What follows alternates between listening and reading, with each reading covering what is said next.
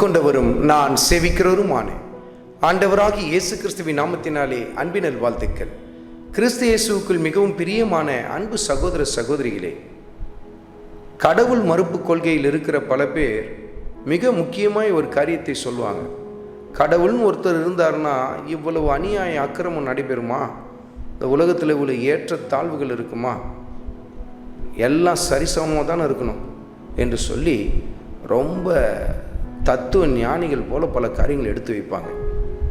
கர்த்தருடைய ஆவியானவர் இதை குறித்து தன் வார்த்தையில் எப்படி எழுதி வைத்திருக்கிறார் பாருங்கள்.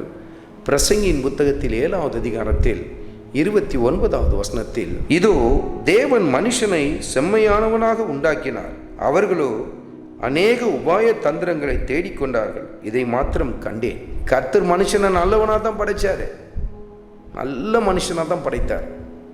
ஆனால் அவர்களோ என்ன செய்தார்கள்? அநேக உபாய தந்திரங்களை தேடி சேர்த்து தங்களை கெடுத்து கொண்டதை கர்த்தருடைய ஆவியானவர் சுட்டி காட்டுகிறார். நல்ல சிந்தை, நல்ல பார்வை, எல்லா விதத்திலும் பரிசுத்தம் நிறைந்த ஒரு மனிதனாய்தான் கர்த்தர் உண்டாக்கினார். ஆனால் அவர்களோ கேடுகள் நிறைந்தவர்களாய் அநேக உபாய தந்திரங்களை தேடி தங்கள் வாழ்க்கையை கெடுத்து கொண்டதை கர்த்தருடைய ஆவியானவர் சுட்டி காட்டுகிறார். இந்த உலகத்தில் காணப்படுகிற ஏற்ற இறக்கங்கள், இந்த சீர்கேடுகள், இவைகளுக்கெல்லாம் கர்த்தர் காரணம் இல்லை, மனுஷன்தான் அதில் மிக முக்கியமான காரணமாய் காணப்படுகிறான். அவனுக்குள் காணப்படுகிற கீழ்ப்படியாமை, கர்த்தருடைய வார்த்தைக்கு ஆதி மனிதன் கீழ்ப்படியாமல் போனான். அதே போலத்தான் இந்த நாள் வரையிலும் கர்த்தருடைய வார்த்தைக்கு கீழ்ப்படியாமல் மனிதன் போய்கொண்டே இருக்கிறது தான் இந்த உலகத்தில் காணப்படுகிற சீர்கேடுகள் அத்தனைக்கும் காரணம் என்று சொல்லி கர்த்தருடைய ஆவியானவர் சுட்டி காட்டுகிறார். அருமையான மகனே, அருமையான மகளே, இந்த சீர்கேடுகளெல்லாம் கண்டு கடவுளே இல்லைன்னு சொல்லி நீ நினைத்து கொண்டிருக்கிறாயா? நீ நினைக்கிறதுனால அது உண்மையாக ஆயிடாது. ஆண்டவர் இயேசு கிறிஸ்து சர்வ வல்லமையுள்ள ஒரே மெய்யான தெய்வமாக இருக்கிறார். இந்த சீர்கேடுகளிலிருந்து மனிதனை ரட்சிப்பதற்காகத்தான் ஆண்டவர் இயேசு கிறிஸ்து இந்த பூமியிலே மனுஷனாய் வெளிப்பட்டு தன் பரிசுத்த இரத்தத்தை சிலுவையிலே சிந்தினார்.